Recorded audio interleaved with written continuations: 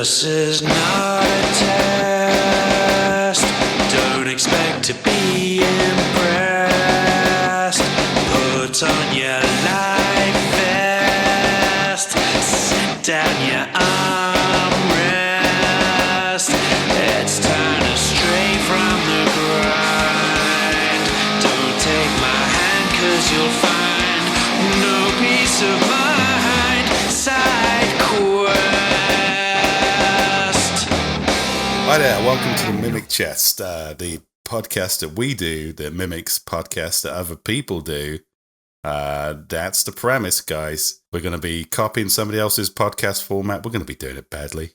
Or maybe better. Maybe a subtle mixture of both. That is our sweet spot. And who is us? Who the hell am I talking about?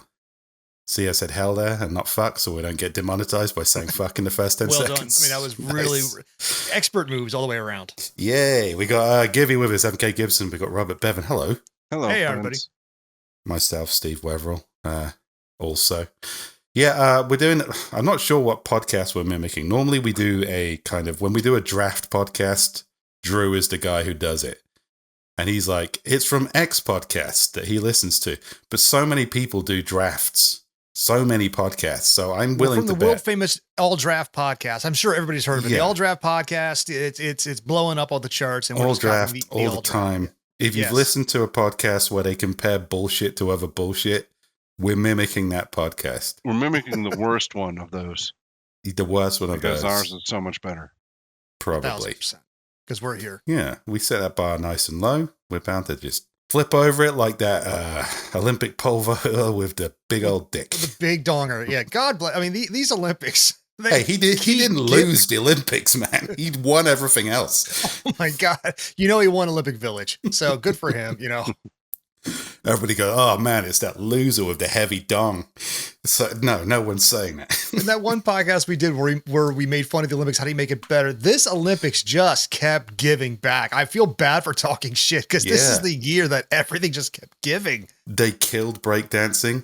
Oh, Just thank great. God. That Australian lady, the memes that keeps coming out, like it warms my heart every time. Yeah. All she had to do was crush the hopes and dreams of every other breakdancer who wanted to be in the Olympics one day. Well, some of the things I keep seeing, Which I it's like applaud. when they cut in the it looks like Jurassic Park where the kids are hiding from in the kitchen from the Velociraptor, and it's her like this. And that pose, in like, the meme oh. Olympics, she's a Oh my winner for God. life. You had the guy, the sharpshooter, got the silver just by looking cool. And then, Yeah. of course, Mr. My Dick can't get over the bar. Oh, God. Unfortunately, if there wasn't Olympics for looking cool and having a huge dick, I still wouldn't medal. But Well, I can say this. I am an Olympic dancer. I can say this. I can dance as well as an Olympian. So that is I can legitimately make that claim. So there you go. There was something for everybody in this year's incredibly stupid Olympics. 1,000%. But we're not here to talk about the Olympics, even though we just did. You're welcome. I guess that was bonus content. We're here to talk about whatever it is we're going to be drafting today. And we've decided, we talk about this quite a lot, actually. Just it randomly comes up. Just great kids' TV, specifically from the 80s and 90s. That's what I've narrowed us down to. Not necessarily just cartoons, just programming aimed at children. Anything after 2000 can go fuck itself. That was like the SpongeBob era. After that, things just started going wildly out of control. Mm-hmm. Mm-hmm. But there was some foundational, I guess, development of what kids' TV actually was in the early 80s to the early 90s. That's easily answered, Stephen. They were commercials. They were commercials to sell you more toys. And I'm okay with that. They were 22-minute commercials with commercials built in to sell you more plastic shit and under the guise of teamwork. And I'm okay with it. But there was also a factor which I'll be exploring, especially when you get to British TV, which is notoriously makes do with very low budget, especially when it comes to kids' TV, is they were just kind of working out like, what are kids into? Do we understand it? No, let's make 3 seasons out of this anyway. So yeah, we're going to do a snake draft. We're going to pick just basically our most personally influential kids' TV program, be it cartoon, be it live action, be it game show. See, I was unaware of this live action, but I only prep for cartoons. So this whole this is a Well, I wild don't card want you- thrown I at me. don't If want something, you if to something pops feel- in my head, you know. Yeah, I don't want you to I'm feel glad live cheated, action's Gibby. included because I was, had a short list of cartoons, but I was going to bring up a I have a live long action. list of cartoons. Well, my problem was I love every single cartoon. You know what? Remember when you used to have movies and they'd have an animated intro, then it'd go into live action? Mm-hmm. I would always Boo. feel absolutely cheated. Doesn't matter how good the movie was. I'm like, hey, it's the Pink Panther. I'm like, who's this fucking real dick with the mustache? Bring back the cartoon. All right, let me give you an exception, perhaps. Christmas Vacation. No, you see, No? this is Nope. actually the animated intro to Christmas Vacation was kind of dog shit, but Yeah. still, that only works because the animated introduction was so bad. But even then, I was kind of like, I'm so angry. Chevy Chase is only half a cartoon and not a complete cartoon. But that's just me. That's my personal bias. I was, I didn't want to see real people. I guess I just had enough of them in day-to-day life. But seeing as you're so keen on the mix of animation and live action there, Bevan, why don't you start us off? That will give Gibby some time to. Oh, I'm sticking to recall. cartoons. Fuck all this noise. Fuck all this live action Well, that's stuff. fine. You can do that. Yeah, we're not fascists, Gibby. There was this brief but shining window in my childhood where on Saturday mornings I got to watch my two favorite shows back to back, and it was Pee-wee's Playhouse and Mhm. The Completely Mental Misadventures of Ed Grimley. That explains a lot. Yeah. Like, I'm glad you said that. That truly explains a lot. Explains a Like little. It's like there's certain pieces of my Bevan brain puzzle has I've been missing, and now that missing link is there, I'm like, I see that now. I see Yeah. that. That's actually very sweet. Thank you. These are just two guys that made characters out of nothing, out of the ether, that were just fucking weird, and that's what I wanted as a kid. It's true, particularly with Ed Grimley. I've only ever seen Ed Grimley before talking to you about it. I assume that was just a cartoon because they did a cartoon series of it later I didn't on. realize that anyone but me had seen the cartoon series. Oh, I've seen the I cartoon. love the Yeah. cartoon Yeah, series. But it's also the character. Wasn't that his wasn't that Martin Short's was it Groundlings or like the Canadian SCTV, version yeah. thereof? SCTV, yeah. But I didn't realize it's a real guy. I just thought. So when I was watching the cartoon, I was like, okay, we've got Powerpuff Girls, Dexter's Laboratory, this guy with high trousers who might be gay. I don't know. Who's got the big penis horn on his head? So Right. Yeah, he's got cool hair, the bad fashion sense, and just seems to be just gently sarcastic about things, and that's the entire show. Yeah, I don't remember Ed Grimley having much of a point at all, but I just found it oddly compelling. Exactly, like Pee Wee Herman. What is his purpose? I don't know. I don't need to know. What is your purpose? What is your purpose? Just imagine Pee Wee Herman, just the unemployment, just trying to kind of get another check. Now, like, what is your purpose, dude? 117 job interviews we've sent you for. Yeah, I don't think I read, again, being British, we had our own much cheaper and more awful children's TV programs. Was it Edward Grimsburgley of southeast Umbershire or something like that? I imagine. No, that's I gotta think be a like thing. if you just said we're going to have a probably gay man with an odd haircut and weirdly high trousers, that was just most. Well, no, you had English Mr. people. It's Mr. Bean without the hair horn. I mean, Jesus, it's the same. Yeah. Yeah, but Mr. It's the Bean same didn't- thing. Mr. Bean is his own unique thing. It's like Benny Hill. It's not I quite. don't know. Watch enough Ed Grimley, and you're going to see some. Here's the thing: if Mr. Bean could talk, it was Ed Grimley. So I've heard Mr. Bean talk. He does occasionally talk. It's Yeah, it's but never a Ed pleasant Grimley never experience. shuts up. exactly. Yeah, it's a different thing. Things like Mr. Bean, Benny Hill, I'm not classing them as children's entertainment, even though it's like Monty Python. Theoretically, that's a kid show. But Well, I in got to actuality, give it's credit not. to Benny Hill, because every time you try to watch it as a kid, sooner or later, some girl with big boobs is going to come out in a bikini for no reason, and like, thank you, sir. Like, and everything's presented in a comedical kid's way that I'm like, ooh, because 7, 8 year old, 9 year old me is like, thank you. You say for no reason, but we're talking from a very modern perspective here when we pretend we don't understand why there's just random women in bikinis. Right. It's like, we all know the answer. Yeah, see, this is because it's great. This is my introduction to Ed Grimley was the live action when I would stay up really late at night, flipping channels, looking for either a boob or like some weird, Canadian comedy show. Like I masturbate to something. Once Elvira's Late at Night with Elvira was off USA Network, you had to go hunting for other things, you know. So yeah, I'm with Bob. I get this. We grew up in roughly the same era, you know. So Elvira, again, definitely not for kids, and we didn't have the TV show over here. But I just remember every time I went into the video store, just trying to work up my courage to say, "Hey, Dad, how about we get this Haunted Hills video?" Yeah, I mean, it's you know, it's probably just a normal horror, right? It's nothing to do with boobs. I just like horror films. But no, I never worked up the courage. But then I was 15 and got the internet. And then life was much better.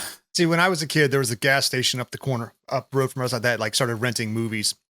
$2.10 to rent a movie. And they had a good selection. It was pretty cool. You just go up and get the thing, blah, blah, blah. But they had the back room with all the special movies. And that was our real litmus test. When we turned like 15, 16, you know, we know that to be an age, but this is a greasy gas station on the corner store of Nowheresville. So it's kind of like, that was your test. That was your manhood test to walk into the back room, one, grab the little ticket of what you want, walk down and confidently set it in front of the greasy attendant guy. Like, I want this movie, please. Slide it across the table. Here's my $2.10. Wink. And he's like, he gives you the nod and you feel like you become a man that day. Cause he goes and gets it off the shelf, you know, and like, it doesn't have a special box. It's like definitely says not porn written on the side, you know, and like, yeah. And that's when you realize that the minimum wage flunky probably doesn't give a fuck. That's when you...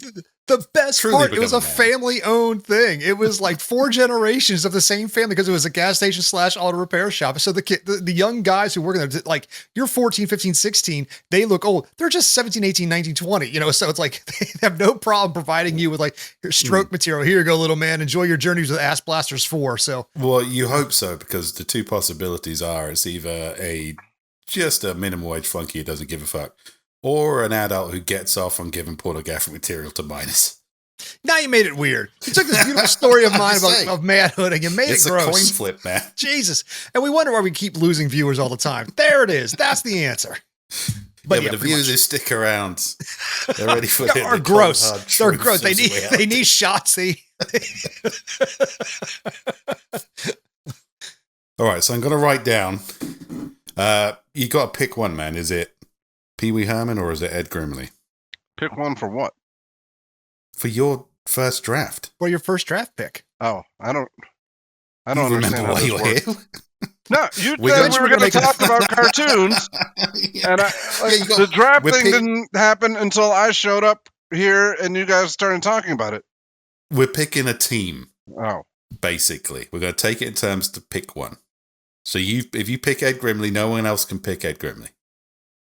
All right. I'll pick Pee Wee for now. Okay. After all that Ed Grimley talk, Pee Wee. You better hope that nobody else. So is this do our teams go up against each other? Yeah, I'm a little hazy on this as well. So it's just whoever gets the coolest team. Oh, all right.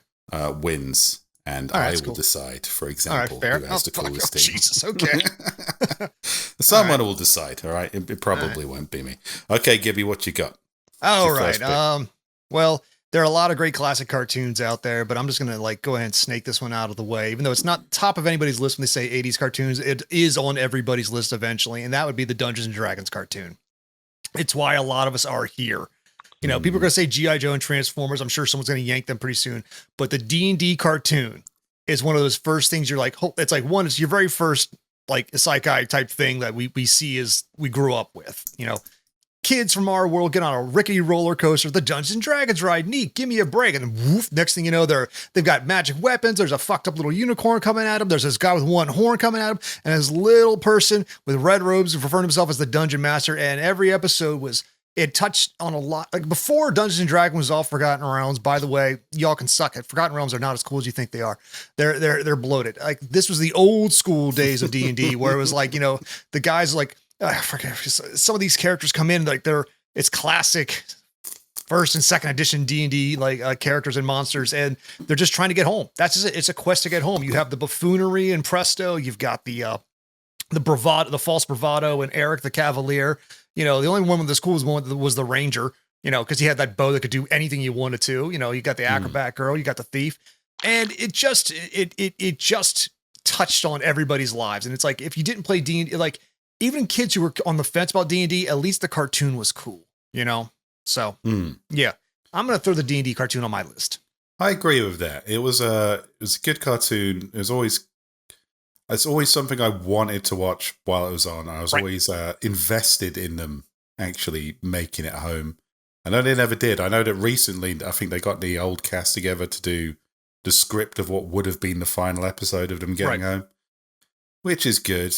I always like the fact that I've complained before about D&D about magic users being way OP. Yes. And I think they had the balance right, because they basically had a wizard who could do what wizards do, which is fucking anything. Yeah. But he was amusingly incompetent. So yeah, Presto, he could reach that hat, and like it was around. If you just painted his green robes red, we would have seen like the genesis of something else. The sorcerer type character who keeps trying to do something every right. time he pulled something out of the hat, it was his dick. A dick. Yeah. Oh no, it's happened again. Well, I think there was even an episode where they did get home, but the problem was, speaking, there he goes. There's our little wonder. Like there was an episode where they got back, but I think, what was his name? Eric the Cavalier was turned into a bullywog. So he's basically a frog man. So he came back to the real world as a frog man. And they all said, well, we can't stay here like this. So they went back to the D&D land to get Eric fixed. As opposed to being what real teenagers be like, well, fuck you, dude. You can go back on your own. We're home. It's like, you can't stay here, but also you're an asshole. Yeah, exactly. It's like, so if you guys were adventuring, let's say you were all stuck over there and you got the Torag follower following you back and he came back and I was like, later, dude, bye. Have fun. I mean, it's like, you go back and what they're going to do is another missing kid in the 80s. No one's going to blink, man. Fuck you. We'll be fine. How many times I drank milk and said, yep, there's another one. And glug, got my Fruity Pebbles and went and watched more cartoons like the Dungeons and Dragons cartoon. So yeah. Yeah. Just, Eric went missing. Oh, Eric, the kid nobody really liked very much. Oh, yeah. Well. But I always thought it was a shame for the Cavalier, actually, because the one magical weapon that was missing from that lineup was a sword, which might have actually achieved something. Well, it's one of those, like, I think it's like the no blood rule. It's kind of like when you see the Ninja Turtles fighting. It's kind of like even the club, the barbarian can shatter bone and like rupture your femur, your pelvis, and your pancreas all at the same time. It's a little bit hypocritical. He just got to hit the ground and cause rubble. So, if anything, getting bludgeoned to death is probably worse than being stabbed. So. Oh my god! And also, just ruptured organs. There will be blood, liquefied inside. Yeah, there'll be a lot of blood. Yeah. Also, the girl who had the magic sneaking cloak. What was it? I think I remember. Bobby was the boy. Who was the barbarian. I think her name was Sheila. Was his sister, and she would like. Hey, she can literally just throat slit and stab. They just never do that. I think she even had a little knife on her pouch, on her belt. So yeah, I never saw her stab anyone in the kidney. And no one ever tried to eat that unicorn. I did appreciate that Optimus Prime's voice was Venger. He was the one horn, Batwing guy. So that was wow. Cool. He's played both sides of the field there. Oh yeah. Jesus and the devil. Yeah, it's 1,000%. Nice. Yeah, so that's my pick. Dungeons and Dragons. Steve, what you got? That's a great pick. I'm going to stick with the D&D theme. I'm only really picking this because I keep on trying to recruit Americans into a little bit of classic British culture. But again, genuinely, this is said we watched Benny Hill, you son of a bitch. So. There's more to it than Benny Hill. It's not all Benny Hill. Most of it's Benny Hill. It's mostly Benny Hill and Monty Python. That's what you got. Yeah, and Robin Hood. Mr. Thanks. Bean. Yeah. It's the Holy Trinity. We got all the bases covered, Steve. Look, there's a lot you could do with that freeway. Oh, that's a terrible way to put it. Anyway. Was that in the back room, Gibby? That was the back section, so yeah. One program that I really genuinely wanted to make it home from school for in time to watch was something called Nightmare, spelt with a K. Okay. This was I gotta Google this basically shit. kind of a D&D live action game show. Basically, you'd get 4 kids. Oh yes, I have seen little cuts of this. Okay, go on. You get 4 kids. 3 of them would sit there with pencil and paper, but one of them would don the helmet of justice, which left them blind. They weren't able to see, because then they'd realize they were just in an empty studio. Because all of the stuff happened by the magic of 80s grade virtual reality effects. So it was all shit.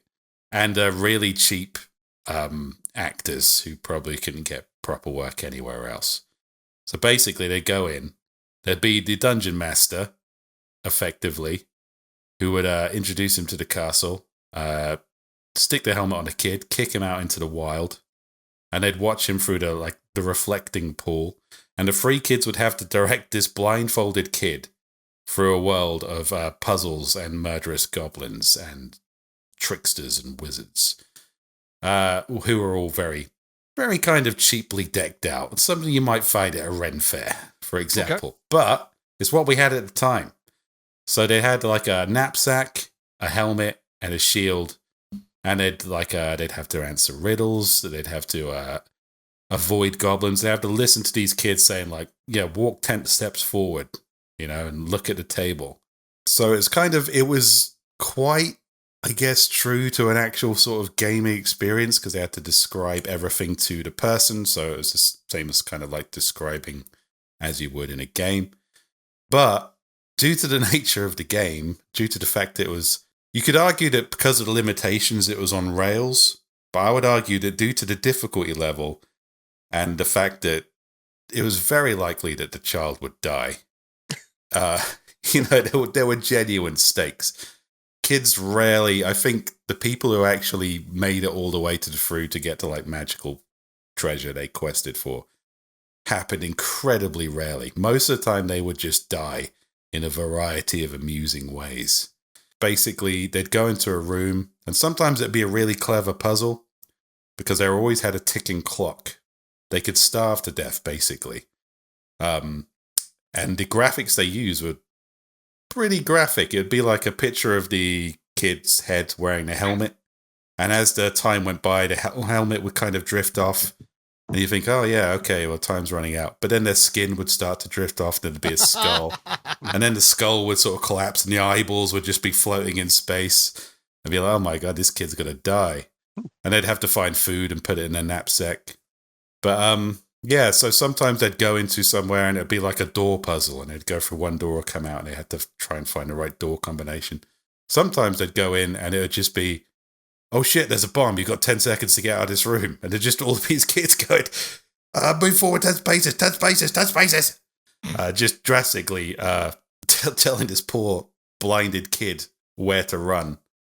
There'd be pit traps, there'd be spinning blades. Occasionally some goblins would just come out and bludgeon them.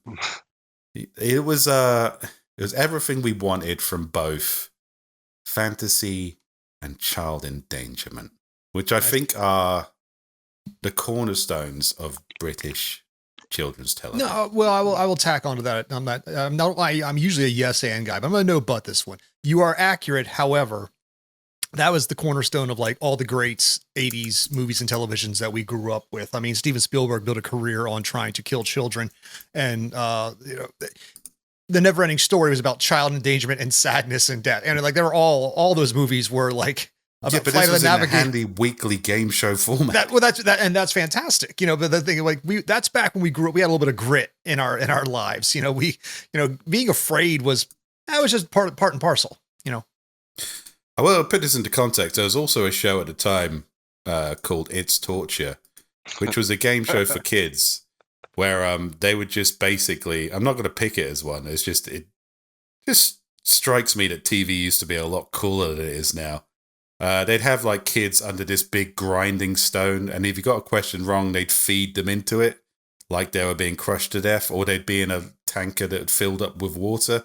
The implication being that these contestants, if you didn't answer the questions correctly, were just fed into these torture devices. Nice. And We there just used had to be Double steaks. Dare. Or I'm gonna say we had Double Dare and remote control. So if you got the Remote questions wrong, remote control, control, you got it pulled into the room with all the little things grabbing you. So yeah, Double Mm. Dare was good though. I'll give that. yeah, but the worst you could expect was being slimed.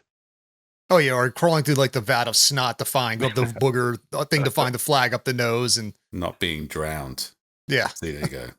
That's back when kids had discipline in their lives. grit. I like this. I like to my son, grit. We had grit back then. We had emotional and physical resilience. Yeah, you could be on TV. It might fucking drown you. Yes. Well, it's the litmus. That's the test. That's the bar. Are you willing to get this far? Okay, that culls the weak ones out of the way. Then we find out who's willing to Oh, you think you're pretty clever. Clever enough not to be crushed slowly under a grinding wheel. And the kid who wins gets to be prime minister for a day. I think that's how it works. That's how your parliamentary system works. Pretty right? much. Okay. Maybe not the most successful system, but more successful than others. Yeah, fair enough. All right, Bob, was he? It's his turn, right? I'm not sure how the snake one works. Oh, the snake. Then it goes back around. I think. Yeah. Well, but we'll carry on going in a wheel. We don't have to obey any rules. Yeah. No Fuck the one's rules. judging us. All right. Bevan, your turn. So this is another pick for the draft. Yes. For the draft. Well, I guess I shouldn't pick Ed Grimley since I already talked about him. That would make it boring. It'd be poor content. Yes. Yes. What are you gonna say, Ed Grimley? Moving on. You know the drill. I've got the tag team of Pee Wee Herman and Ed Grimley. Bring it on, motherfuckers. All right. So yeah, you reminded me earlier when you said you remember going home from school specifically to watch this. This is not the one I'm going to talk about, but that did remind me. The first thing I remember that happening to me for was Mork and Mindy. This the first show I remember knowing when it came on because I had to be home by that time to watch Mork and Mindy. But yeah, I don't want to pick that one. It's not really a kid's one. I love how you lead in like Pee Wee Herman and Ed Grimley. 19 minutes on Ed Grimley, but it's Pee Wee Herman, like Mork and Mindy, which leads me to my real pick. Well, Mork and Mindy's not specifically a kid show. That was kind of just a primetime comedy, right? No, I'm just fucking with you. Yeah, but so I guess I'm gonna go with Ren and Stimpy. Good pick. Does that all right? Good. I was gonna say, does that count? That's not really for kids. I mean, no, there was a lot of really fucking dicey. Well, it depends what you jokes. mean by kids. I mean, are we picking like 15 and under? Yeah. Kids at heart, because I mean, there are grey areas like Beavis and Butthead was for kids, but also not for kids. Something like South Park isn't technically for kids, but was consumed by everybody, fucking child in the era. Yeah, So I can't include South Park. I was an adult when South Park started. yeah. But yeah, Ren and Stimpy. It was it blew my mind. It was kind of a precursor to most of the more modern kind of gross, true, yeah. absurdist cartoons you got. You got Ren and Stimpy, and then there's a pipeline from Ren and Stimpy through like Rocco's Modern Life to SpongeBob, Right. which was like SpongeBob was a phenomenon, which is still kind of gross and weird and kind of gay in some ways. But I think Ren and Stimpy started all that. Yeah, there was just like I keep going back to the weirdness, and that's I think that's what drew me to it. And there, a few very specific scenes and jokes I remember that still make me laugh when I think about them. Unfortunately, I can't find it streaming anywhere, so I can't show my kids. I do remember there was like it's very strange. A lot of it was just built on violence and the promise of violence and kind of trauma, and a lot of like kind of weird sex stuff. I remember, for instance, there's this time, like, I think it's like Stimpy's just balancing a log on his ass and Ren's cutting it slowly with a saw, and it just keeps on zooming in on Stimpy's face, and he's just making his horrendous O face as this steady ass sawing goes on. It's like, this is not subtle. This should not have made it past any senses at all. There's a problem. I think I don't know the full story, but there was like some trouble with the creator in the studio and whatnot, and then like he went off his own and like made the renewed Ren and Stimpy, and I think he took all the wrong messages from his success. He went less weird and more just gross, and Mm. it was no longer funny. Also, he was kind of lazy. I think he turned out to be kind of a weirdo. But that's a different story. But Yeah, he was that also was kind of kind of- lazy. There was creep, so much, yeah. reused footage, but not just reused footage. It's just entire reused sequences. Because I remember when Adult Swim started, I think I think it was him who did Ripping Friends. It was definitely Ren and Stimpy, just about like 4 super muscular dudes who fight crime, and it was ludicrous. And I thought this is great, but there were about John Waters levels of genius, but with animation form. You're Yeah. starting to get these but there were about 5 episodes of that, and because it was his style of, there were about 2.5 episodes of that. But I do think Ren and Stimpy was, I guess, important in that way. Well, it was also my introduction, like the voice actor Billy West. He did Stimpy, and he went on to do like half the voices of the Futurama cast. It's like this was like my first introduction to him. So he's been a staple in my life for a very long time, ever since then. So, and it's also great just seeing cartoon characters just being absolutely miserable, just in miserable circumstances. Just he's got a 9-to-5 job. He hates it. He comes back to Stimpy every day with this 5 o'clock shadow, and he just hates his life. His stupid cat is sitting there eating his own kitty litter, which is fucking gross. Yeah. But Ren just hates his life so much. It's such a cynical, awful cartoon. I was like, this is hilarious. Imagine having to wear a tie and live with this fucking idiot. And then you figure out that's life. Well, that's the deconstruction, because whereas most cartoons have got like this Tom and Jerry they can adversarial relationships, but it was always bright and colorful and like with a sense of humor. But it's kind of like what Married by Children did with sitcoms, Ren and Stimpy did with children's programming. Mm-hmm. It brought a different way of like looking at the exact same thing, but through a more like cynical, weary, just let me have a beer and jerk off and go to bed kind of, tiredness. Every time he slapped the shit out of Stimpy, I was like, even as a kid, I was like, well, this is clearly an abusive domestic situation. That's domestic violence. Oh, yeah, But 1,000%. Yeah. at the same time, I understand where he's coming from. Yeah, that's an interesting pick, Bevan. Well done. Yeah, there's only a handful of episodes that I would include in my love for that, but yeah, those Dude, are they only enough. had a handful of episodes. They just recycled the rest of the shit. There's about 3 Ren and Stimpy episodes. Okay, Gibby, what you got? All right, I'm gonna go with another safe pick because it matters to me. This is a classic that everybody knows and loves. It's beloved and for a reason, and that's gonna be Batman the animated series. Because when that landed, god damn it, that was for all of us comic nerds out there. The only Batman we had was that whenever him and Robin would show up on that, like the Scooby Doo cartoons or the Super Friends, where everything was like that kind of cheerful whatever. I mean, we grew up with it because we had to, and that's the kind of thing. But so when the Batman the animated series hits, and it's that, man, this is like, it's not just goth and emo for the sake of goth and emo, but it had brooding, it had atmosphere, it was that hyper stylized look, that voice of Kevin Conroy, this retelling a lot of these classic Batman stories in a way that, like, even Gotham itself felt like a character, and it created an art style that was copied for. I mean, Superman tried it, didn't look as good. The Justice League Unlimited and all those, a lot of people copied this style, but this was it. But you're right about Gotham being a character there, and I think it was the first time on the small screen they got that right, because Batman obviously doesn't make sense anyway, but Batman without a convincing Gotham just seems fucking weird. And I think that was like one of the major problems of the third Christopher Nolan Batman film, is like, Gotham looks like a normal place and it's daylight. Oh, it's Pittsburgh. Yeah, it's Batman of Pittsburgh. Yeah, Batman just looks like a fucking street performer. It just looks stupid.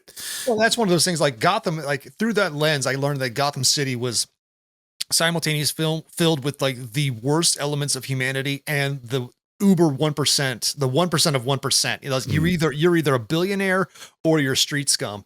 And Batman beat up so many people every night who couldn't afford healthcare to put them in, because they turned a life of crime to make money because they're so devoid. So Batman, in many ways, was actually like really just hurting a lot of people that had no other option. Put them in like paying for hospital bills they can't afford, put them right back on the street. Batman was kind of creating his own problem over time. That being said, it looked cool as shit.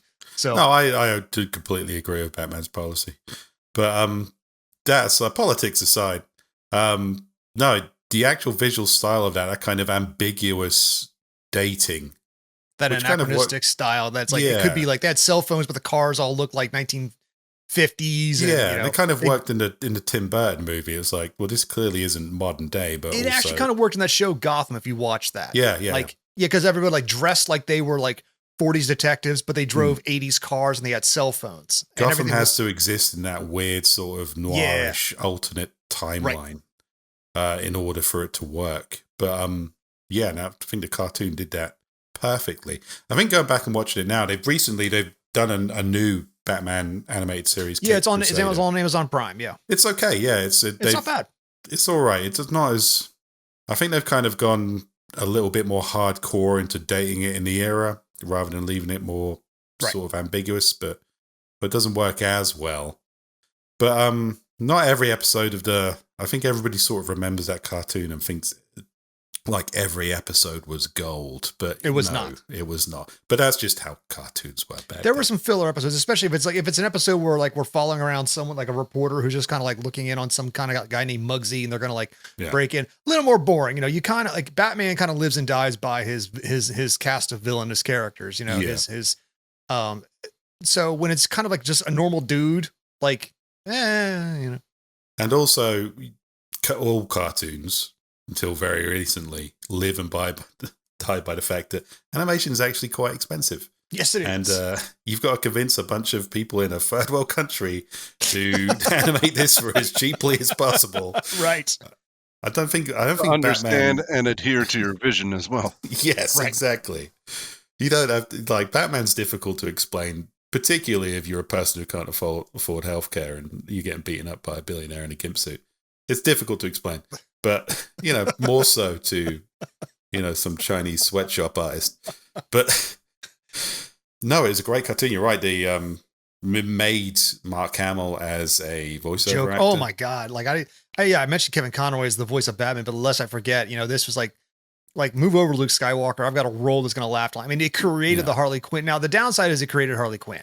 And I say that because after every fucking con I've been to, listen, stop cosplaying as Harley Quinn. And I realize they're trying to turn her to they realize after 50 fucking years that she's been in an abusive relationship. They're trying to make her break out. Listen, stop it. Stop dressing and acting like Harley Quinn. You're not funny or special. Stop this shit. Like, she was a humorous gangster's mole. Yeah. Who was in love with a complete psychopath. That was what was funny about it. That's what was great with the creation of Harley Quinn. And now they're like, oh no, how can we make her more acceptable for these woke times? Here's a clue. Don't, because it's boring. That being said, the first 2 seasons of the Harley Quinn show on HBO is kind of good. I kind of enjoy it because it was quirky. And there's a quirk to it. I'm sure Bob, by the way, I'm sure it's filled with all kinds of references to. Isn't it funny that Bruce Wayne is a billionaire, but it's got a Family Guy style cutaway gag kind of thing. Bob, it says Paramount Plus has got Ren and Stimpy. So, well, I just canceled my subscription to that. So, then you've lost all hope. Yeah. So I'm sure it's probably just on YouTube. Well, so I think Paramount Plus is also crumbling. I think all of Paramount is crumbling. So everything's crumbling, Gibby. Yeah. Just going back to cable. We live in the times of decay. Speaking of times of decay, what's your third pick? This is what we spend so much time talking about. The past. That's very fucking true. That is a great pick there, Gibby. Batman the Animated Series. I'm just going to write that down. I'm going to again pick something that most people haven't heard of. But it's great. You're me. Just gonna make your list win just because it's like, oh hell, Britannia. Yeah. I know what you're gonna do. I don't bring much to the podcast other than having a funny accent. So fucking leaning into it, mate. That's what I got. But I wanted to talk about this because it's kind of it took a long time for video games to go mainstream, and I think anyone born kind of like post-90s would not appreciate the struggle there was for people who liked video games to see it reflected in mainstream culture. So I want to talk about a little show called Games Master. And it was a 90s kids TV show, which was just basically about video games. They'd review video games. They had this Games Master guy who was Sir Patrick Moore, who was a respected kind of like astrophysicist or something. And he'd just come in as a computer graphic with a little cybernetic eye. That's nightmare fuel, my friend. I'm looking at it right now. That is not good. The whole thing was weird. It was really grungy. It was really of that early 90s time. There was like long leather coats. It was filmed in a cathedral and like a dungeon. They had the game's mistress, who was just a really hot chick in a leather dress.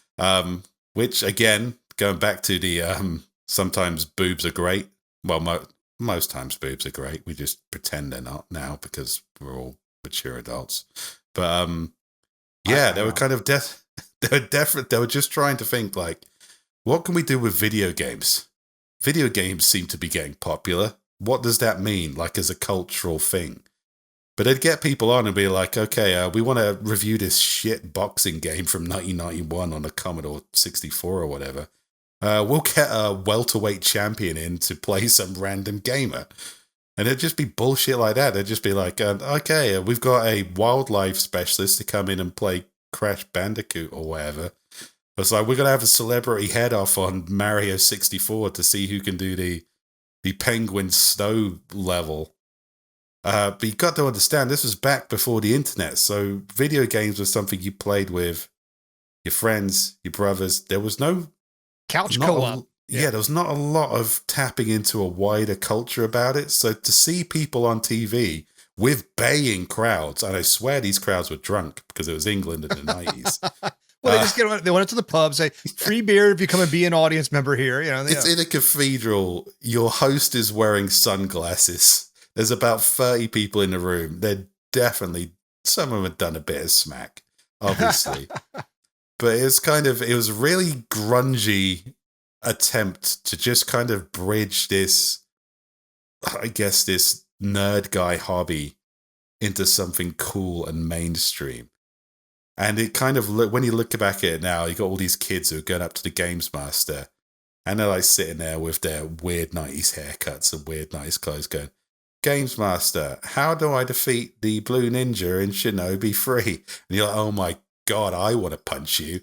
But I really also want to know how to defeat the Blue Ninja in Shinobi 3.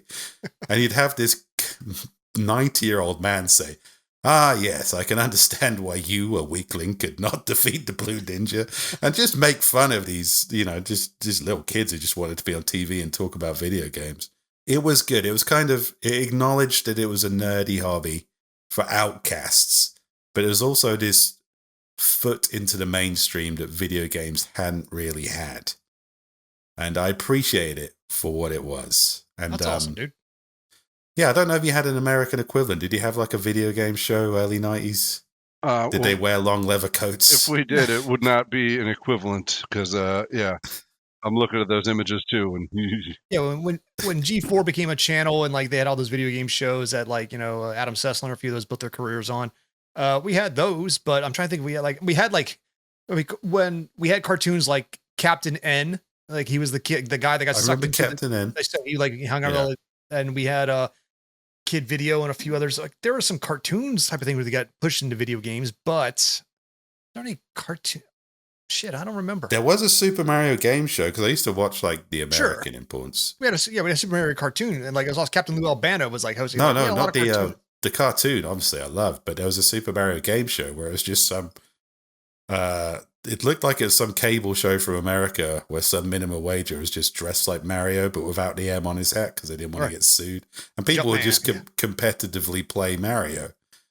And even that was enough for me at the time because I was starving for that content. This is way before YouTube, kids, where you could watch people waste their time in style. This is why the movie The Wizard existed. Yeah, exactly. But that's what I wanted. I saw The Wizard and I thought, wouldn't it be great? I thought I wanted it until I saw it. Yeah, exactly. Yeah. I saw The Wizard. I'm like, man, you just set it back, and someone killed Fred Savage. It kept on not working, but at the same time, I was like, God, man, I really. But we wish also I have could just- bad, like, and before Mortal Kombat like hit and said you can do a thing with these video games. Like you had things like Double Dragon, you know, and some Yeah. other ones. So Yeah, and video games used to suck. So they'd be like challenging bikers to like, I bet I could beat you at Double Dragon. I was like, that's not how Double Dragon works. right, Even as a kid, I was like, no, how you could competitively play that? That's fucking bullshit. Yep. But yeah, Games Master was just kind of that transition period for this being a thing that mainstream media didn't quite understand, like The Wizard. And what we have today, which is people just watch people fucking also play the video Wizard was games a who commercial make for the millions Power of Glove, dollars. and the Power Glove sucked. Okay, so Yeah, the Power Glove didn't work. It just looked cool. yeah, it did look cool. It still looks cool, but like we tried, like you couldn't even beat Glass Joe on Punch Out with that thing. It Yeah. sucked. But even like Captain N, which I must have put some real time and effort into completely misunderstanding what we liked about video games. They're Yeah. like, yeah, we'll take all the classics. We'll get Kid Icarus. We'll take Mega Man. And, okay, what are they going to do? Well, Mega Man will say Mega a lot. Yep. And Yep. Kid Icarus will say Icus at the end of things. And like, is that what you've got? Is that your fucking Well, translation? you also had of these Simon worlds of Belmont as like imagination? this, like I am Simon Belmont, the snobbiest snob. Yeah, it's like we'll take the coolest, serious douche, video yeah. game we've got and turn him into this completely fucking incompetent dickweed. The man killed Dracula. Show some respect.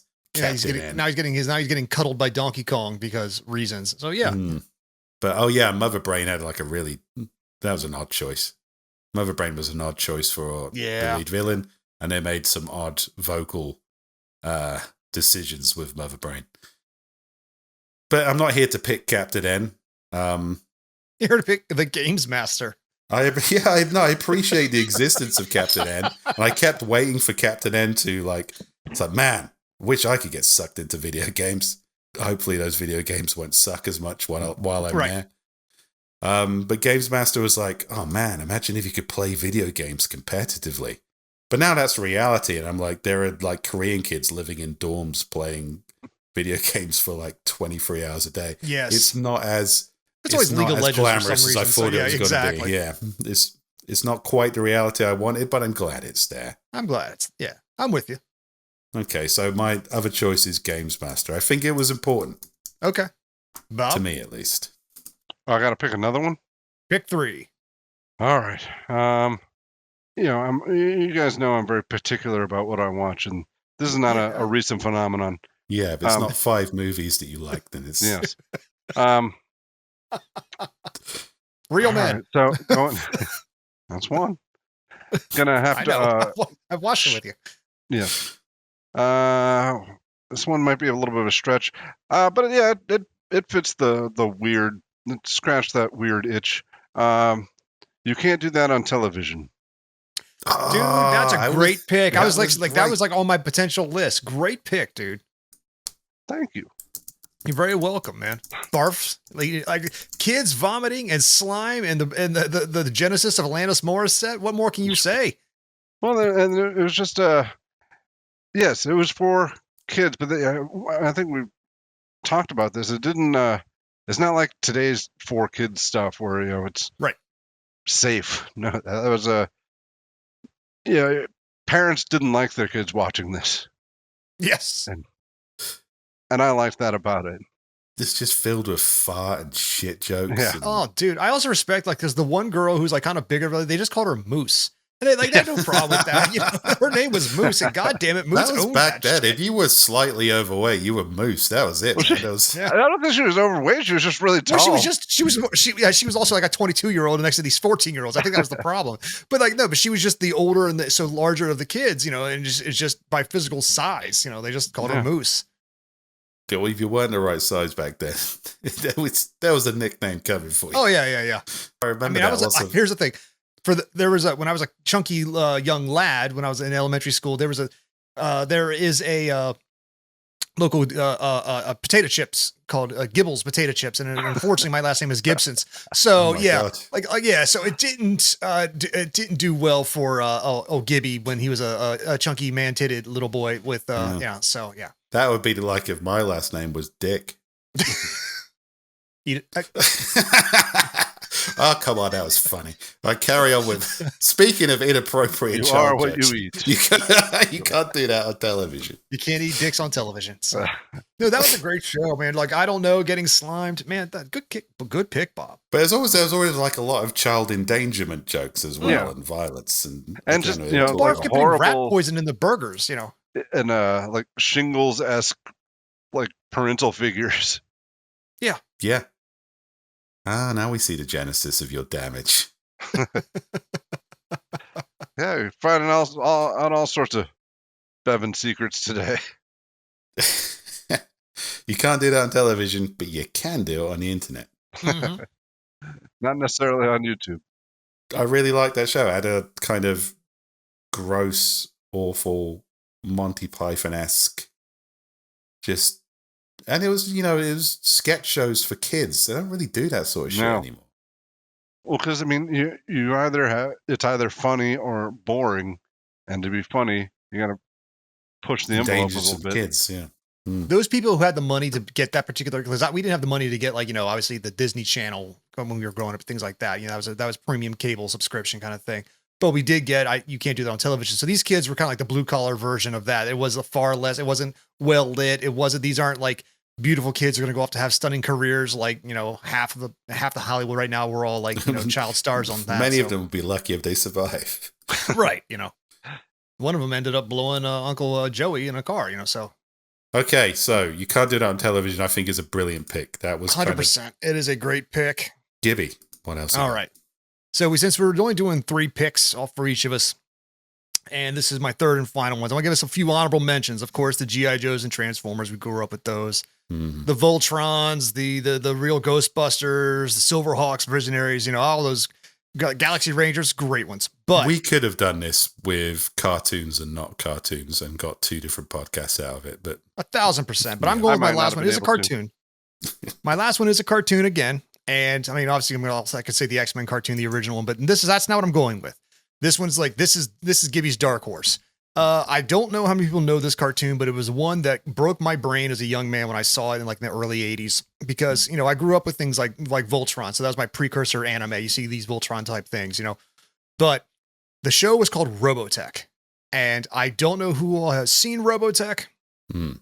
So put it this way, it was an anime that posits the only way to really end World War, it was aliens invaded. So the planet is in the middle of World War III when an alien spacecraft lands on Earth, and it's huge. It's a mile-long spaceship.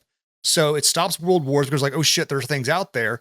They start learning the technology of the spaceship. Then I think it's 5 or 10 years later, aliens show up to get this missing ship, but we're ready for them. And it turns out that the aliens look very humanoid, but they are 40 to 50 feet tall. But we were ready. So all our jet fighters that we fly to fight back transform into giant robots. So you have giant robots fighting giant humanoids. And that part of that's the awesome part for the kid in me. However, it was the storytelling, because you're following these heroes along, you're following these characters, and then they start dying. This broke me, because you grew up like, they don't die. I mean, we killed Optimus Prime. We brought him back the next season. Duke, he goes into a coma every 3rd episode. Like the Ninja Turtles been swinging swords forever. They don't die. This is preposterous. No, they started killing off characters that are beloved, and like that told me what's like it. When you watch Star Wars, Luke can't be Luke until Obi-Wan dies. You have to kill the mentor figure for your protagonist to become a character. It's part of the monomyth character. It's part of the Campbell hero. you got to fuck your sister if you want to be a man. 1,000%. You've got to just full on, you've got to like eat ass on your sister before you become a man. That's just how it works. Because Luke was talking shit. In the locker room, the rebel locker room, Luke was like, dude, I'm going to tag that ass. I could try all day. He's showered up he's all the shitty locker room talk. Then after Return of the Jedi, they're all back in the rebel locker room. Like, hey, Luke, hey, you're gonna tap that ass? Shut up! He's force choking all the other guys in the locker room. That's why Luke conveniently became a celibate monk. But exactly. That's what that story was really about. I fucked my sister. No, so Robotech was one of those things, because it was a long running, like 60+ episode type of thing, where it went through multi generations. It was our humanity versus aliens and deep space. It was love and loss and stuck in space and fighting and explosions and ships and transforming robotic jets. It was just an amazing story. There were a series of novels that came out to like fill in some of the gaps, and it's all by duct tape because there was several different shows out of Japan that had nothing to do with together. And thanks to the good sound editing and some quick dubs by some brilliant American voice actors, they just turned it into one cogent story. And God damn it, I still have it to this day. I have a digital copy and a physical copy because I love that fucking I'll have show. to look into that. Yeah, I've never seen that. That sounds amazing. Dude, it is Yeah. baller. It is baller. That's how you think Power Rangers was wacky, and then you realize they stole it from about 3 different Japanese shows and just Frankenstein something together with some bullshit. Yeah, I appreciate that. No, I'll have to check out Robotech. Granted, it's 1980s looking anime, so it's a little dated, obviously looking, but it's one of those stories that like, I don't know if it's gonna have the same. It's kind of like when you show an adult who's never watched Goonies, but they're now they're 40 showing the Goonies and they don't care for it. You know, when you grew up watching Goonies, you have the nostalgia trip. I know plenty of adults who like never watched and they hate it. I don't know if it's gonna touch you, but it touched me, the young Gib, in the right way, and it defined how storytelling should be told. You can't watch a Goonies as an adult without watching it as a kid first. You just want all those kids to die, so they shut up. Oh my God, they shut up! You know? Yeah, I'm rooting for the Fratellis. Just let the Fratellis kill you, so I can go home. Yeah, I will have to check out Robotech. That sounds cool. It really is. I mean, if you got Crunchyroll, it's on there. So, speaking of anime, I would like to talk about my first introduction.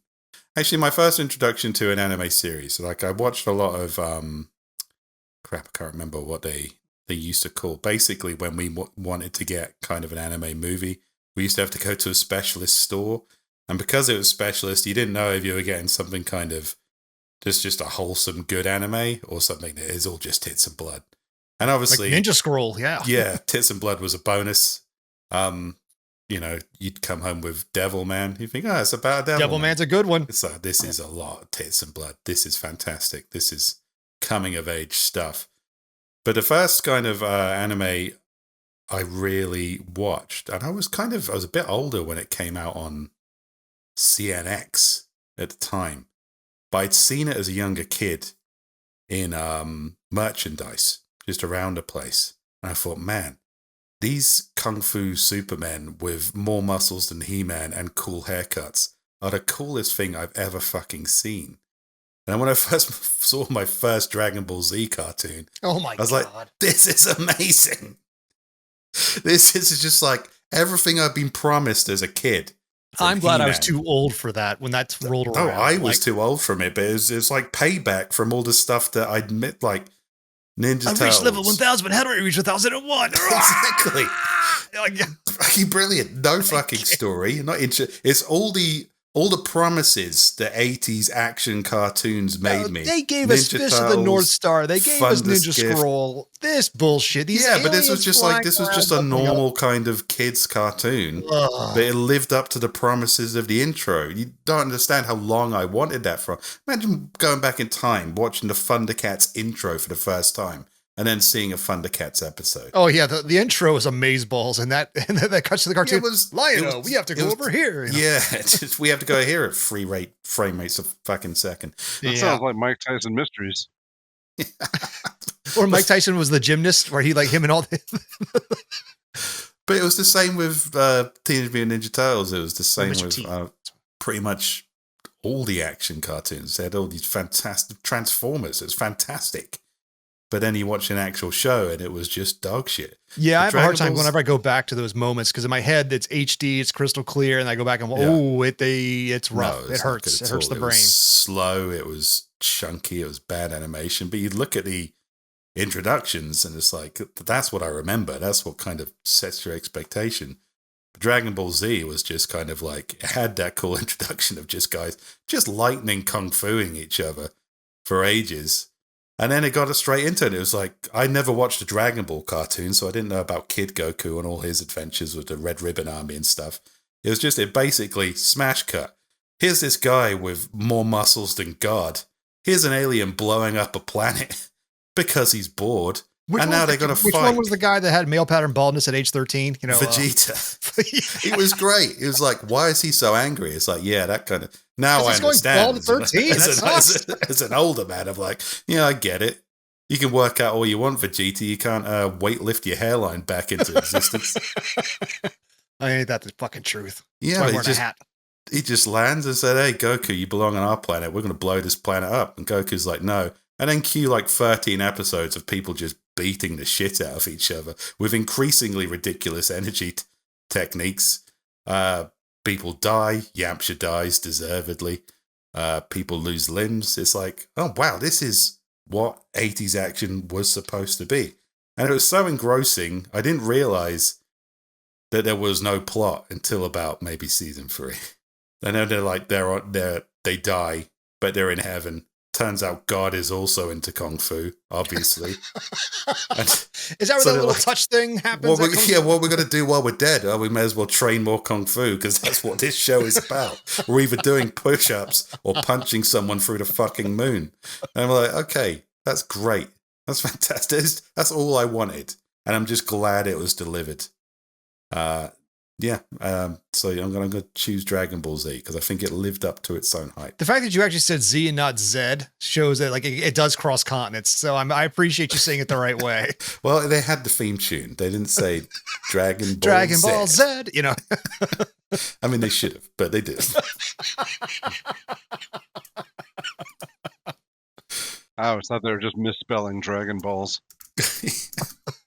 And I did appreciate once I got into just Dragon Balls across your face. Yeah. I did appreciate how many kind of like dragon testicle jokes there were in there once I got into like the manga and stuff. But no, I just like Kung Fu people beating the shit out of each other in increasingly ridiculous ways. But yes, that's what I wanted He-Man to be. Thank you, Dragon Ball Z. Oh, even the He-Man intro, like I got fooled by a lot of intros. Now, there are a lot of great, like a lot of those intros had really great theme songs that to this day I can still hear. Like it makes me happy. Then, like you said, you get into the episode and it's like repurposed, redone, stilted, choppy, chunky animation, and it kind of sucks. So, if I will say, and I think it was maybe 2000, so it doesn't count, and I was an adult at the time, but they remade He-Man. Yeah. And it was fucking brilliant. It's great. Oh yeah, the remake was pretty good. Even the Thundercats remake they did that lasted 2 seasons was kind of good. Yeah, it's kind of they took that promise they'd made with the intro 20 years ago and they delivered on it. So, but I'm saying Dragon Ball Z was maybe the precursor to that. People were like, "Oh, we can just make a cartoon about people beating the shit out of each other. That's great. We can just that's fine." So yeah, I'm picking that. Okay, let's go through the draft. Okay. Bevan, strong comedy and strong, I think, foundational comedy stuff here. Pee Wee Herman, Ren and Stimpy, you can't do that on television. I think that's a strong foundation for the evolution, I guess, of Robert Bevan. Yeah, that's fair. Gibby, the D&D cartoon, Batman, the animated series, and Robotech. These are all shining examples, I think, of their medium and genre. When people think of good cartoons, I think they think of the D&D cartoon, Batman the animated series, definitely. And or at least the storytelling. It's like the nostalgia and storytelling. Like it holds up. There's a reason we're still copying this. So. Yeah, but I do remember the D&D cartoon in a world of high promise, low deliverance cartoons. D&D always kind of held its own, I think. Yep. And for me, basically touring the little known but what I think developmentally important Brit shows, Nightmare, Game Master. Check them out on YouTube. They are an interesting early 90s oddity. I think you'll see my point once you see them. And then out of nowhere, blasting through the stratosphere and destroying the planet, Dragon Ball Z. So a bit of an odd finish there, but some of you have already treaded on places I wanted to go, particularly with Batman the animated series. Sorry about that. No, I don't have to apologize. It's the well, there's like I do love cartoons. It's one of those like I there's something about cartoons takes me to a happier time. Like I'll watch a Gargoyles cartoon or a Mask. I love that. Gargoyles was pretty cool. Gargoyles was dope because they kept using all the Shakespearean characters to show up as like foils over and over and over. That's some great drama in that. Some really sort of also you like Keith David as like the voice of Goliath, and like half the cast from Star Trek: The Next Generation shows up to do voices on it. So it was a solid show. Keith David is a primo voiceover dude. He should Fuck yeah, definitely voice more things. I picked Pee-wee for my first pick primarily because I was confident no one else was going to pick Ed Grimley, and I can go back and do that. But then you said no, you can't do that. We already talked about it. So I know. Well, no one said this game was going to be fair, Bev. all right, That's I'm true. just saying. That is true. I know we can't go back. That's the pick No, yeah, now. I don't give a fuck. No, in my mind, hey, if it helps Bevan, in my mind, it is the tag team. They've got the luchador masks on of Pee-wee and Grimley and Ed. So, I think you should have picked Ed Grimley. I think that speaks My more of you Pee-wee to was me. a strategic choice, and then you change the horses or change the rules in the middle of the game. This is too broad to be strategic. Like we've used this thing for like PS2 games. That's where you got to be strategic because it's a more limited pool. Like Halloween candy, you've got to be strategic here. But there were this is a 10,000 wide- PS2 yeah. games. I disagree with that, sir. Most of them Yeah, ended up but in the there's bin about at, 5 good GameStop. ones now. I know, I was there. So many times you could do Devil May Cry. I Yeah. played them all. So Yeah, and I listened to the dialogue from the first one. It's still the funniest dialogue. The end sequence where he's like, I've gone through some character development. Devil sometimes cries private detective agency. I'm like, what the fuck was that? I just spent 3 hours clearing this dumb game. Anyway, I didn't pick Devil May Cry. you should have. Great game. Great series. Except for number 2. Sucks. It might have been. I might have had great dialogue. Maybe it was just poorly translated. I don't know. But we're not here to talk about PS2 games. That's done. We're here to talk about children's entertainment, specifically from the 80s and 90s. Developmental. 3 middle-aged men talking Yeah. about the glory days of children's entertainment. What it's a relevant period I'm because child at heart. 3 middle-aged men to do this. it does. Yeah, you can't do it any other way. And this is like before internet. Like significantly about this is before internet. That's why I like Games Master. It's like what we had before YouTube.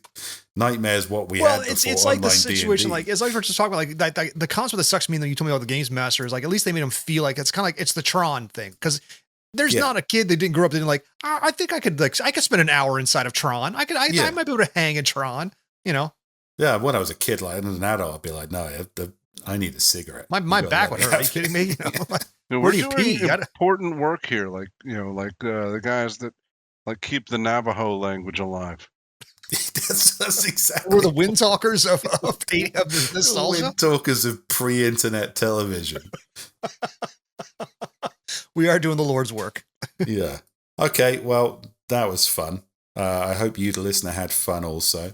Unless you were born after 1995, I suppose. In which Like, what the case, fuck are these old people talking about? Where's my Ninja Turtles? Where's my Power Rangers? Where's my? This is for you. yeah. Be grateful. We speak to you from the past. I look at it now. They could say it's because our generation grew up and we're in charge now.